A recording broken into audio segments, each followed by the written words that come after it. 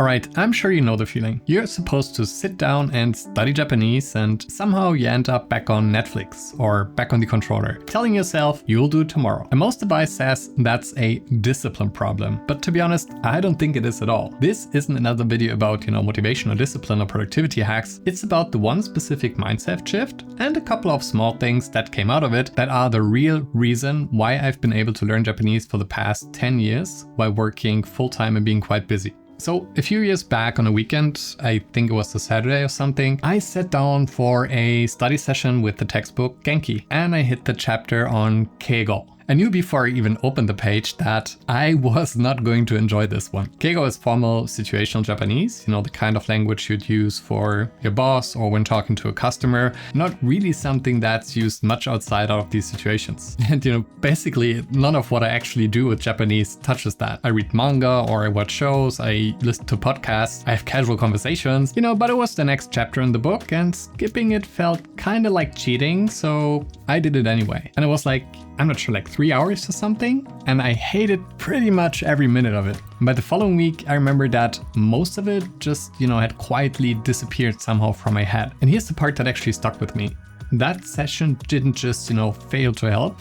It left me feeling worse about learning Japanese than if I'd done absolutely nothing that day. So the next day I did exactly that. I booted up a game instead and I felt guilty the entire time I was playing it, which somehow made it even harder to sit down the day after that. And that's, I believe, the actual pattern we need to talk about here. So for a long time, I thought the fix for that was getting, better goals or smaller milestones, clear targets, maybe a stricter schedule. And if you go looking for advice on how to stop procrastinating Japanese, that's basically all you're gonna find. Set a clear goal or, get an accountability partner, find a better app, whatever. Nobody really stops to ask whether the goal itself might be the problem. And here's what I think was actually going on, at least for me. Somewhere along the way, I'd started believing that a study session only counts if it feels like work and it gets me somewhere, like there's actual progress or some sort of evidence I'm actually improving, something to show for the time. And once that's the bar, I felt that every single session just becomes, something you're quietly graded on. Did it move the needle?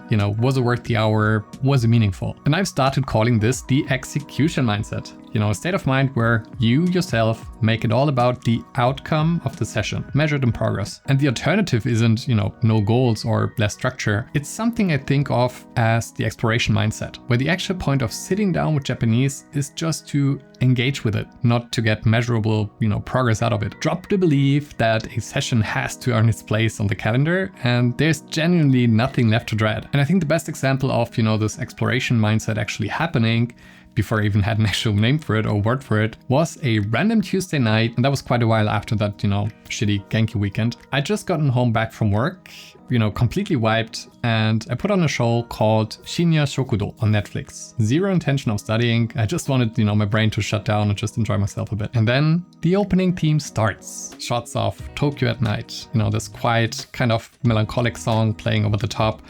And something in it just sort of hit me. And the specific late night Tokyo vibe that I don't really, have the words for, it's just a vibe. So I paused the show, opened my laptop, looked up the lyrics and started translating them word by word. And there was plenty of grammar points in there that I hadn't learned yet. I was quite a bit of a beginner. Words I had to, look up twice. And the funny thing is, I didn't mind that at all. It felt more like, solving a puzzle, piecing together what the song was actually saying, line by line. And here's the part that still gets me thinking back today. I was exhausted going into it, and somehow translating those lyrics left me feeling more energized, not less. And back then I wouldn't have, traded that translation from a controller and playing a game. And translating song lyrics was never in my study plan, to be honest. It wasn't even, my definition of what actual study is, which in hindsight is exactly the point. So here's what I believe actually changed. When I really break it down, it comes down to one realization: that a session with Japanese could be worth having on its own terms with zero expectation that it needs to move me forward. And that's genuinely the entire shift. Today I call this permission to not make progress. When that dread hits, I remind myself that I'm doing this because I enjoy Japanese, not to hit some, invisible finish line that's not there anyway. Which means a session where I learn absolutely nothing new is still a completely valid session. And here's why that actually matters. Once that pressure is gone, sitting down stops being something I have to force myself into. There's nothing on the other side of the session I need to prove, so there's nothing to race against. And ironically, I still end up making progress most of the time anyway. It just stops being the reason why I sat down in the first place. But knowing that doesn't automatically, make it easy to act on it in the moment, right? So here are 2 small things I've built on top of it to actually make that permission real. And yes, I still use those methods today. One of those is permission to only do 5 minutes. Not the classic, productivity version of it where you grit your teeth for 5 minutes to trick yourself into doing more. Just genuinely 5 minutes, no strings attached. And if I don't, enjoy learning it after those 5 minutes and don't get into that flow state,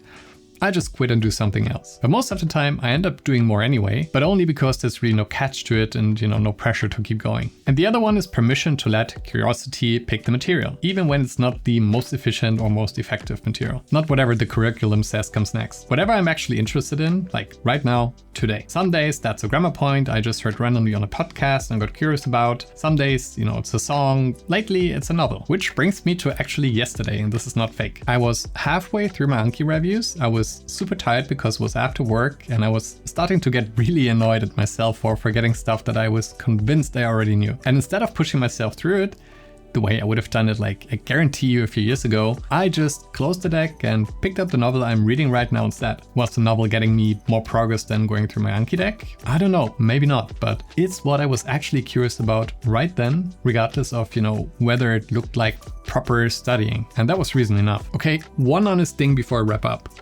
This is not me saying discipline and structure don't matter. They still do. If I want real serious progress at some point, I need focused, deliberate study sessions. And I still do plenty of those. What changed isn't that I stopped doing the work, it's that I stopped getting stuck in there. So when the, grind runs dry now, instead of quitting for 2 weeks and feeling sort of shitty about myself, I lean into exploration and just stay in the relationship with the language until the motivation for the harder stuff comes back on its own. So next time you catch yourself reaching for the controller or opening Netflix instead of your Japanese, you probably don't need more discipline. You need to ask yourself whether you're still stuck in execution mindset or whether you can actually give yourself permission to switch to exploration mindset for at least that one session. But it's not just about the mindset, it's about tailoring your study sessions to your energy level as well. And if you would like to learn how to do that in order to bring up your consistency of learning, check out this one up next where I talk about exactly that topic. See you in the next one.